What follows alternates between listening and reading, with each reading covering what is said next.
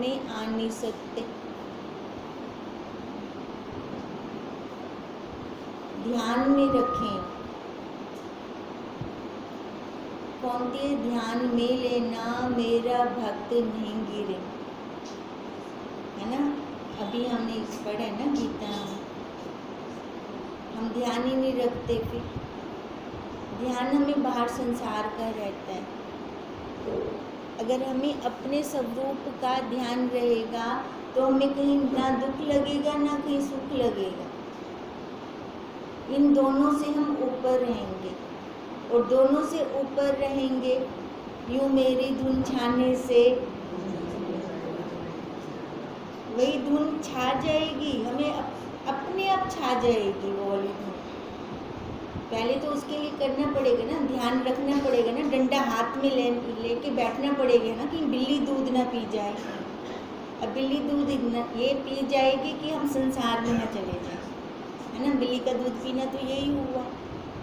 अब यहीं पे हमारा चल रहा था, ऐसी समझ से सब कल्पना मन से त्यागने पर उसके पीछे जो शेष रहेगा वही आत्म सत्ता है, और उसी का अनुभव करना है हमें। कल यही रखा था ना, अनुभव करना है। कैसे अनुभव करना है ये हमने कल किया था इसको विस्तार से। सबका अनुभव रूप वही है, वह प्रत्यक्ष शुद्ध सर्वदा स्वभाव सत्ता में स्थित और अमर है। जो ये अनुभव करना है ना, ये हम अनुभव कहाँ करेंगे?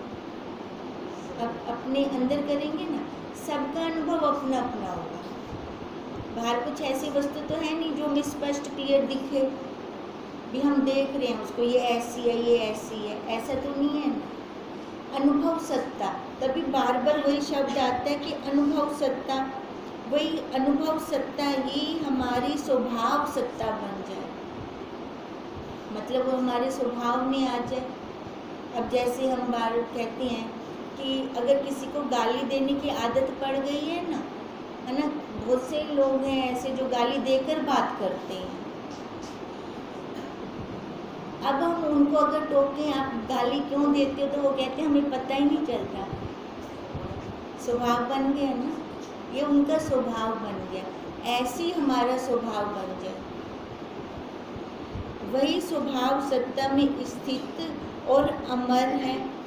तो भी उस स्वभाव सत्ता में स्थित हो, तो मतलब हम सारे उसी स्वभाव में स्थित हो। बाहर संसार का स्वभाव तो बहुत जल्दी है हमारे पास, उसके लिए तो हमने कोई पुरुषार्थ नहीं किया। किसी ने कुछ कह दिया हमें, है ना, सीधा अंदर जाके लग गया हम। तो ये हमारे जन्मों जन्मों के संस्कार हैं जीव भाव के। अब तो ये जीव भाव त्यागना है त्यागना है या साथ लेके जाना है? नहीं, अब हमारी क्लास का मकसद ही यही है। हम टाइम निकाल कर आते हैं यहाँ पर, इसलिए आते हैं कि जीव भाव वाले संस्कार हमारे यहीं लय हो जाएं, यहीं सुहाव हो जाए, और यहाँ से हम अपने ज्ञान वाले संस्कार भर कर जाएं। जब उस स्वभाव सत्ता में आएंगे तब हमें बाहर का ये ओपरा, इसको हम ओपरा कह सकते हैं, ये ओपरा अंदर नहीं जाएगा, बाहर का बाहर ही रहेगा। हे बद्धिक आत्म सत्ता परम सूक्ष्म है, दिखती नहीं है ना आंखों से। देखो अपने पास ये अब आई है, कब थी? पहले की थी, पहले तो नहीं दिखती थी, ठीक है। अब दिखनी शुरू हुई, दिखी कैसे? इन आंखों से तो नहीं दिखी, अनुभव से लगा। अब पता लगा थी शुरू से, पर उसकी अनुभूति अब हमें होने लगी है, धीरे धीरे होने लगी है। अब जैसे उसकी हम अनुभूति करते हैं, फिर लगता है अच्छा वाह परमात्मा तो मेरे इतने निकट है, मैंने आज तक तेरे को जानना ही नहीं। जानना तो किसको जानना? बाहर वालों को जानना। उनको जान के कुछ फायदा हुआ? कुछ फायदा नहीं हुआ। कहते हैं जो अति परम सूक्ष्म है वही आत्म सत्य है।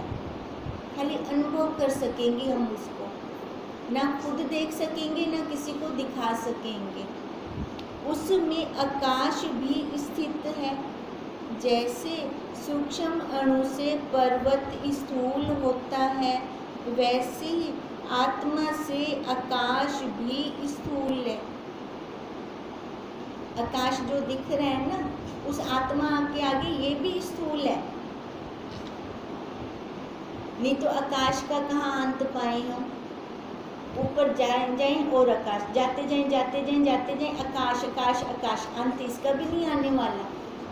कहते हैं पर जो आत्मा है ये इससे भी अति सूक्ष्म है। आत्मा में यही सूक्ष्मता है कि आत्म तत्व मात्र है। तत्व, तत्व किसको कहते हैं? हाँ जी, जो बोलने में नहीं आएगा। बोलने में ही नहीं आएगा। तत्व जो सत्य है ना। किसी पदार्थ का कहते हैं ना इसका तत्व निकला लो। तत्व मतलब कोई जैसे बादाम रोगन है ना, सत्य निकल आया। अब वो सत्य हम बोतल में, तो बोतल में तत्व है, सत्य कहाँ निकलता है? अंदर जाकर निकलता है। वो जो सत्य होता है वो दिखता नहीं है, इंद्रियां पुष्ट कर देते हैं। दिखता है क्या सत्य उसका? नहीं। वही ऐसे ही जो ये आत्म सत्य है ना, ये तत्व का जो इसको जान जाएगा, इस तत्व को, वही सत्य निकाल पाएगा और कोई दूसरा नहीं निकाल सकता, जबकि है सबके पास। भगवान जी ने किसी से ना भेदभाव नहीं किया भी मैं इसको मिलूंगा तो इसको नहीं मिलूंगा। भगवान जी ने किसी से भेदभाव नहीं किया। पर हमारी दृढ़ता कितनी है, हमारी श्रद्धा कितनी है, हम उस लेवल तक, उस श्रद्धा की अपार लेवल तक जा सकते हैं कि नहीं जा सकते? हर बात पे, हर नज़र में, हर कण में हमें वो दिखता है कि नहीं दिखता? जब ऐसी स्थिति हो जाएगी तो वो मेरे से दूर कब था? ना दूर हो सकता है, ना मैं उससे दूर हो सकती हूँ। आत्मा में यही सूक्ष्मता है कि आत्म तत्व मात्र है, जिसमें कोई उत्थान नहीं, केवल निर्मल स्वभाव सत्ता और निराभास है।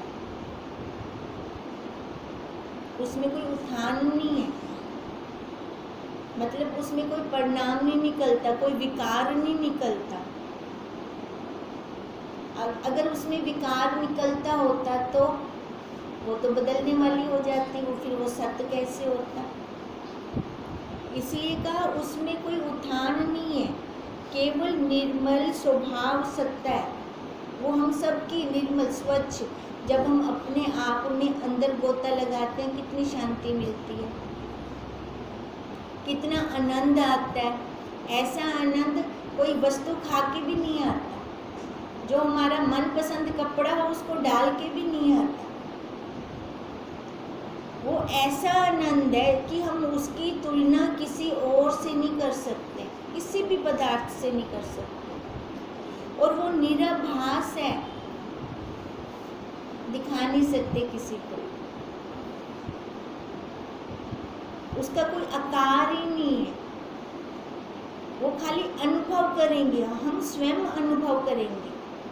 मैं अपना अनुभव भी नहीं बता सकती, वो शब्दों में आता ही नहीं है।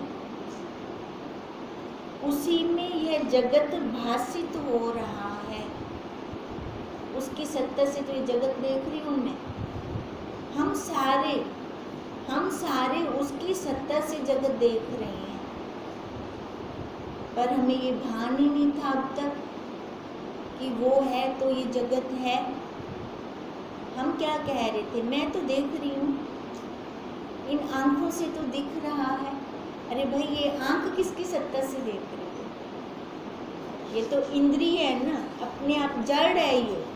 ये अपने आप नहीं देख सकती, वो पीछे हो, नहीं तो मुर्दा भी देखे। उसकी इंद्रियां लगी पड़ी हैं, वो भी देखे, पर उस टाइम तो उसको कुछ अनुभूति ही नहीं होती। इससे वही रूप है जैसे काल में क्षण, पल, घड़ी, पहर, दिन, मास, वर्ष और युग संज्ञा जो होती है सो काल ही है। वैसे ही एक ही आत्मा में अनेक नाम रूप वाला ये जगत होता है। देखो समय के अंदर 1 मिनट, घंटा, है ना, 2 घंटे, अब जैसे सुबह, दोपहर, शाम, रात, ये सारी काल की संज्ञा दी जाती है ना इन सबको। अब ऐसे ही जितना जगत देख रहे हैं, 84 लाख योनियाँ, चाहे वो जड़ है, चाहे वो सूक्ष्म है, चाहे वो चेतन है, जो मर्जी, इन सबको संज्ञा उस आत्मा की दी जाएगी। जैसे हम कहते हैं जो सामग्री लास्ट में बच गई, उसी से ही जो मैंने बनाया वो सारा वही मटेरियल का ही होगा, वही होगा, क्योंकि उसी से बनाया। अब ऐसे जैसे महाप्रलय हुआ, महाप्रलय के बाद जो सामग्री बची, सामग्री क्या बची? वही सत्ता है ना, वही सत्ता रही। अब उसी सत्ता से ये 84 लाख योनियाँ बनी हैं, तो इसका मतलब इनडायरेक्ट वे से ये वही है। ये जब वही हैं तो मैं क्या हुई फिर? क्योंकि मैं भी तो उसी सामग्री से निकली हूँ।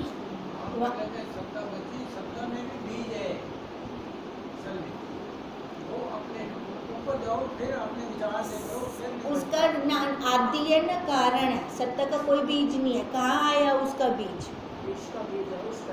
हाँ, वृक्ष का बीज है, इसका कोई बीज नहीं है। अगर हम कहें उसका बीज है तो वो दिखने वाला हो गया, वो तो फिर नश्वर हो गया, है ना। हमने कब इसका आदि अंत माना?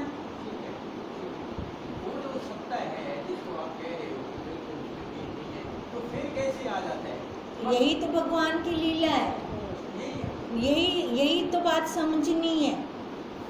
उसका ना आदि है ना अंत है। हम उसका आदि अंत दिखा, कब से शुरू है वही दिखा सकते हैं हम। बीज को तो दिखा देंगे, पर इसका बीज कोई है नहीं, फिर तो हम कहेंगे इसका भी कारण हो गया। इसका तो कोई कारण ही नहीं है, अकारण है ये। अभी हम पीछे करके आए थे, निमित्त कारण और समव्यय कारण पदार्थों का है, वस्तु का है, पर ये बिना कारण के है। जब देख लो फिर यही भगवान की लीला देखें, कब से चल रही है। तो फिर हमें अपना पुरुषार्थ में लय क्या करना है? जब ये समझ से लय करना है, है ना। समझ से लय करना है। अब पुरुषार्थ की तब लोड़ नहीं है जब मैं अपने स्वभाव में बैठी हूँ, मेरे को अंदर बाहर वही दिख रहा है, फिर पुरुषार्थ की लोड़ नहीं है, फिर पुरुषार्थ की कोई ज़रूरत नहीं है। जब मेरे को इन आंखों से अंदर बाहर वो नहीं दिखता, है ना, मैं मेरा दिखता है, परिवार दिखता है, संबंध दिखता है, फिर पुरुषार्थ की ज़रूरत है। ये तो देखो हम अपने साक्षी स्वयं में, हम किसी के ऊपर उंगली नहीं उठा सकते, हमें किसी और से लेना भी नहीं है कुछ। हमने ठीक करने तो अपने आप को करना है कि मैं कहाँ पर हूँ। मेरे को अभी अंदर बाहर परमात्मा दिख रहा है तो बहुत अच्छा, अगर नहीं दिख रहा तो मेरे को पुरुषार्थ करना है ना। अब वही सत्ता तो कण कण में व्यापक है, उसमें अनेक ये नाम रूप वाला जगत है। जैसे एक बीज में पत्ते, टहनी, फूल, फल आदि होते हैं, वैसे ही एक आत्मा में अनेक नाम रूप जगत होता है। अब एक वृक्ष के अंदर हमने टहनी भी बोल दी, फल भी बोल दिया, फूल भी बोल दिया, है ना, पत्ते भी आ गए उसके अंदर, है तो सारा उसी का, उसी पेड़ का ही है, ठीक है। अब वो पेड़ भी एक बीज से निकला। अब ऐसे ही कह रही है, जितना संसार दिख रहा है, चाहे यहाँ दिख रहा है चाहे उधर बाहर फॉरेन का दिख रहा है, जिधर मर्जी दिख रहा है, ये जैसे एक वृक्ष में हमने पत्ते, फूल, टहनियाँ, फल, शाखाएं वो बोल दी, ऐसे ये एक आत्मा से ये सारा कुछ हो गया। आत्मा का एक वृक्ष बना लो, वृक्ष के अंदर कोई पत्ता है, कोई फल है, कोई टहनी है ना, ये सारा जितना भी दिख रहा है संसार, ये सारा उसी से निकला हुआ है। ये वह आत्मा से कुछ भिन्न वस्तु नहीं। जैसे वृक्ष के अंदर फूल, फल वृक्ष से अलग तो ना हुआ, उसी का ही अंग हो गया। ऐसे जितना दिख रहा है ये सारा उसी का ही अंग है। सब आत्म स्वरूप है। जो आत्मा से भिन्न भाषित हो उसे भ्रम मात्र जानो। बार बार ये शब्द कह रही हैं, जो उससे भिन्न भाषित हो, उससे भिन्न भाषित हो। अब उससे भिन्न भाषित हो मतलब अगर मैं अपना कहीं संबंध जोड़ लेती हूँ, वहाँ पे जहाँ पे मेरे को परमात्मा नहीं दिखता, जहाँ पर मेरे को वो आत्मा नहीं दिखती, तो वहाँ पे फटाफट मेरी बुद्धि में आ जाए ये मैं कल्पना कर रही हूँ, ये मिथ्या है, ये झूठ है, ये भ्रम है, ये अध्यास है, मैं अधूरा देख रही हूँ। वहाँ पे एक मिनट न लगे, साथ के साथ ही बुद्धि में आ जाए। जहाँ पे जैसे कोई संबंध जुड़ता है ना, साथ के साथ बुद्धि में आ जाएगी, उसमें तो कुछ है ही नहीं। बार बार हमें कह रही हैं, जहाँ वो उससे भिन्न देखते हैं तो उसको अलग मानो, वो समझो भाषित हो रहा है नहीं, भास रहा है हमें, वो है नहीं। अगर ये महावाक्य अंदर याद रहेंगे ना तब बुद्धि से निकलेंगे फिर उस टाइम पे। अगर हमें ये याद नहीं रहते ना, हमारे अंतःकरण रूपी पर्स में भरते नहीं है ना ये महावाक्य, वहाँ पर अगर हमारा कहीं संबंध जुड़ जाता है और सामने से कुछ हमें बोल रहा है या हम बोल रही हैं, फिर ये याद नहीं आता, फिर समझो हम फिसल गए, फिर हम गिर गए नीचे, फिर ये समझे नहीं तो हमें याद रहे, क्या याद रहे? हाँ जी, मेरा कोई संबंध नहीं है इसके साथ। हाँ, मेरा कोई संबंध नहीं है इसके साथ, मेरा कोई संबंध नहीं है इसके साथ, ये भ्रम है, ये भास रहा है, ये बेटा जैसा दिख रहा है, ये माँ जैसी दिख रही है, ये बहन जैसी दिख रही है, पर है नहीं। ये एकदम हमारी बुद्धि के अंदर हो, तभी हमने कल ये वाला होमवर्क लिया था। ये सारा भ्रम मात्र जाने, जैसे संकल्प पूर्ण होता है वैसे ही ये जगत है। हमारा संकल्प जैसे चलता है, अगर मेरे अब संकल्प का क्या मतलब है? जो मेरे अंदर चल रहा है ना, संस्कार जो मेरे अंदर चल रहे हैं वही तो संकल्प बन के बाहर निकलते हैं। कहते हैं जैसा हमारा संकल्प पूर्ण होता है। अब जो मैंने मान लिया, सच मान लिया, इस नश्वर को जो मैंने सच मान लिया वही मेरे से निकलेगा, उसी को मैं सच मान लूँगी फिर, जबकि ये सच है ही नहीं, ये तो कल्पना है, ये सारी कल्पना है। माँ की, बहन की, पत्नी की, भाई की, बेटे की, ये सारी कल्पना है, सारा नश्वर है, कोई सत्य नहीं है इसमें। पर हम सत्य बनाकर बैठ जाते हैं, हमारी बेवकूफ़ी है ये। सत्य भी बना लेते हैं, दुखी भी हो जाते हैं। ये तो वही बात होगी, पकड़ने में पुरुषारत है, वो पकड़ी बैठियाँ हमें, वह पकड़ी बैठियाँ हमें। लड़की भी पकड़े, दुख को भी मैंने पकड़ रखा है, छोड़ दो, आई चलाई कर ले, आई चलाई करते रहेंगे तो वाह होगी फिर। हे बधिक, आत्मा में जगत कुछ बना नहीं, वही आत्मा तेरा अपना अनुभव रूप और परम शुद्ध है। हम सब का, खाली बधिक का नहीं, हम सब का परम रूप है, परम शुद्ध है, उसमें कभी विकार आ ही नहीं सकता।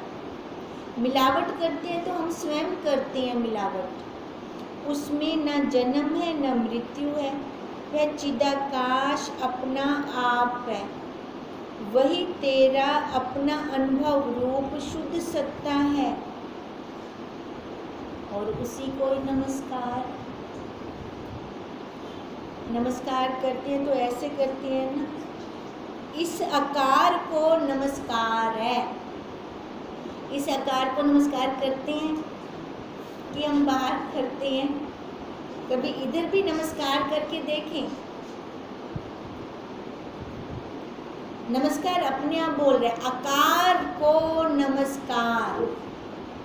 हम बाहर वाले आकार को तो कर लेंगे, कभी अपने आप को भी कह ले मैं परमात्मा हूँ। वास्तव में हम परमात्मा है, परम आत्मा है, पर हम वो मानते नहीं है। वो परम आत्मा हम अपने आप को मानते नहीं है। अगर परम आत्मा माने, है ना, या कहें कि मैं दिव्य आत्मा हूँ, है ना, दिव्य आत्मा, तो फिर ऐसा कुछ करती ही नहीं है। कुछ अगर शब्द निकलते हैं मुँह से, अपशब्द निकलते हैं, बोला फटाफट मैं दिव्य आत्मा मैं भी क्यों कर सकती हूँ, है ना। अगर मानेंगे हम अपने आप को तभी ऐसा आएगा ना, फिर वहाँ पे वाणी एकदम मौन हो जाएगी। उसको नमस्कार है, हे बद्धिक तू उसमें स्थित हो। बार बार यही कहते हैं, हम उसमें स्थित हो, हम उसमें स्थित हो, जो हमें कहीं बाहर से लाना नहीं है, हमारा अपना ही स्वरूप है वो। तब तेरे सब दुख नष्ट हो जाएंगे। गुरुदेव भी तो यही कहते हैं, दुख हमारे नष्ट कैसे होंगे, जब हम उसमें स्थित हो जाएंगे, अपने स्वरूप में स्थित हो जाएंगे। यह जगत अज्ञानी को सत्य लगता है, ज्ञानी को तो दिखता ही नहीं, और ज्ञानवान को सदा आकाश रूप दिखता है। ज्ञानवान को भी है नहीं, मिथ्या है, स्वप्न है। जैसे एक पुरुष सोया हो और एक जागता हो, तो जो सोया है उसको स्वप्न में महल आदि जगत दिखता है, और जो जागता है उसको आकाश रूप है। एक सोया है और एक जाग रहा है। सोए हुए को तो स्वप्न आ सकता है ना, और जो जाग रहा हो उसके लिए तो कुछ है नहीं, उसको तो ये आकाश रूप ही दिख रहा है। अब जो सोया है वो अज्ञानी है। अज्ञानी मतलब वो सुता हुआ है, अज्ञानी कहनी मतलब ऐसे संसार में अज्ञानी है ना, मैं मेरे में बंधा हुआ है। और जागे हुए का मतलब ज्ञानी, जो अपने स्वरूप में जागा है, उसके लिए तो आकाश वही शून्य है, उसमें तो कुछ है ही नहीं। जिसको अभी शरीर सच्चा लग रहा है, मैं मेरा सच्चा लग रहा है, वो समझो सोया हुआ है, वो स्वप्न देख रहा है।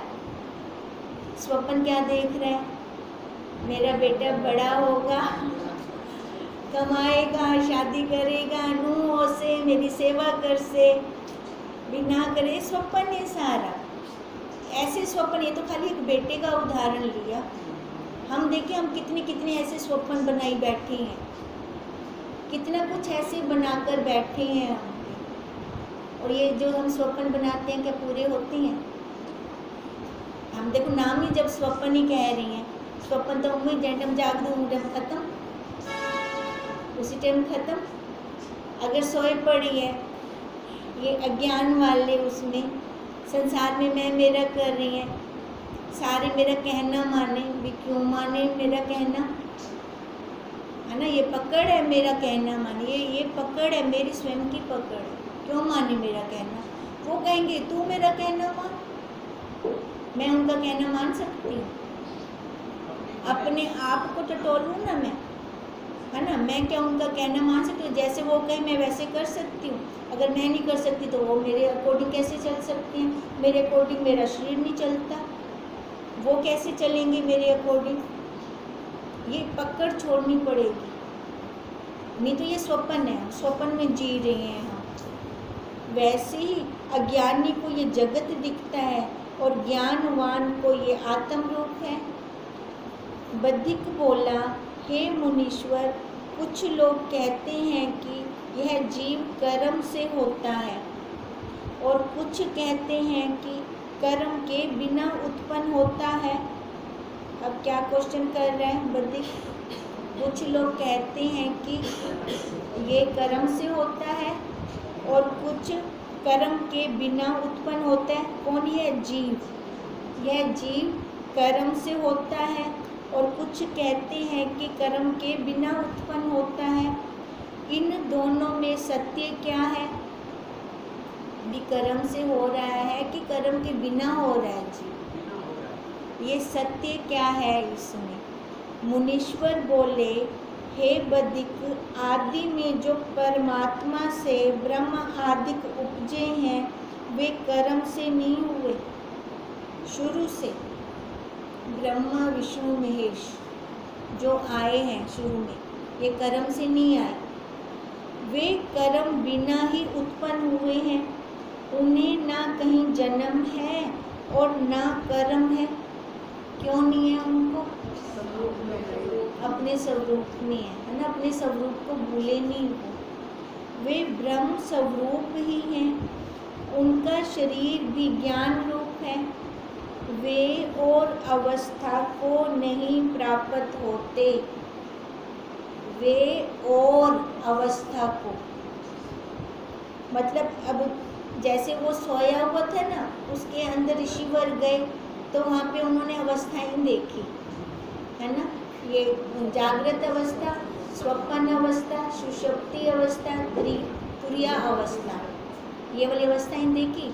मतलब वो अवस्थाओं को प्राप्त हो रहा है ना। और ये ब्रह्मा विष्णु महेश कहते हैं ये अपने ही स्वरूप में रहे, किसी और अवस्था को ये प्राप्त ही नहीं हुए। मतलब ये इन अवस्थाओं को वो प्राप्त नहीं होते। उनको सर्वदा अधिष्ठान आत्मा में अहम प्रतीति है। कहाँ पर उनको प्रतीति है?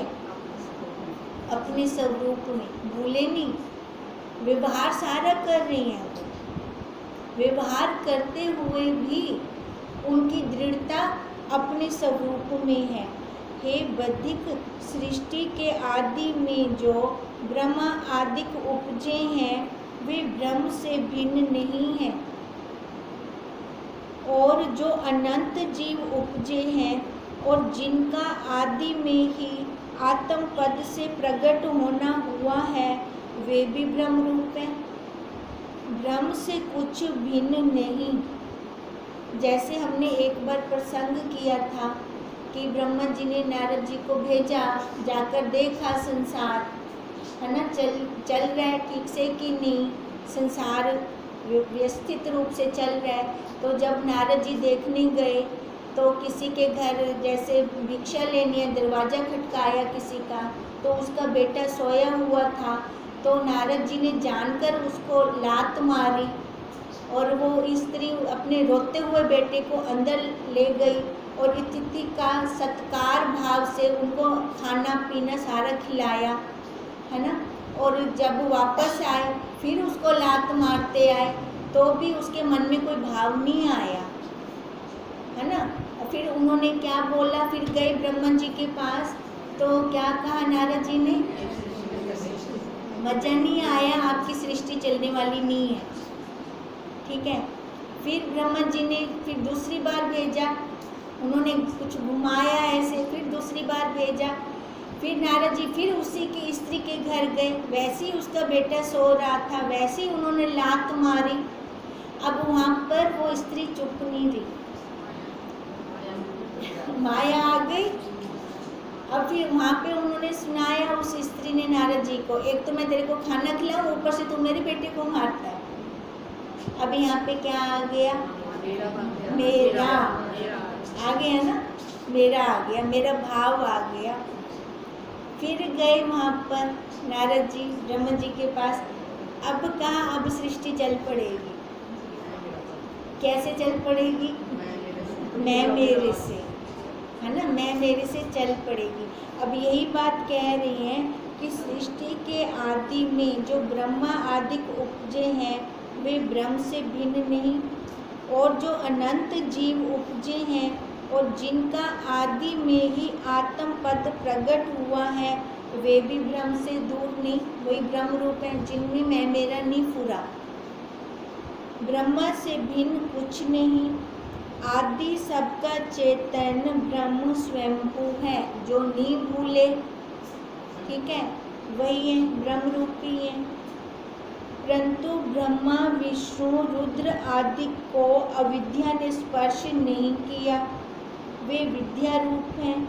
दूसरे जीव अविद्यावश प्रमाद करके परतंत्र हुए, तब उनके कर्म बन गए, है ना। उन्होंने यही कहा था ना, जीव कर्म से बिना, कर्म से बना कि कर्म के बिना बना, है ना। अब कर्म से बन गया ना वो, जो कर्म के बिना थे। शुरू में तो सारे ब्रह्मा जी से निकले हुए हैं, जितने भी जीव हैं, ब्रह्मा विष्णु महेश, इनको तो याद रहा, और जिन जीवों को भी याद रहा वो भी स्वतंत्र रहे। पर जैसे जैसे व्यवहार करते गए, मैं मेरा आता गया, माया का जाल फैलता गया। वो पहले क्या माया नहीं थी ना। जब ब्रह्मा विष्णु महेश अपने स्वरूप को नहीं भूले तो क्या उसने माया नहीं थी, पर उनको अपने स्वरूप की दृढ़ता रही, वो नहीं भूले अपने स्वरूप को। और जो माया के वश हो गए वो जीव बन गए। यहाँ से ये कर्म बनने शुरू हो गए। ओम तं नमामि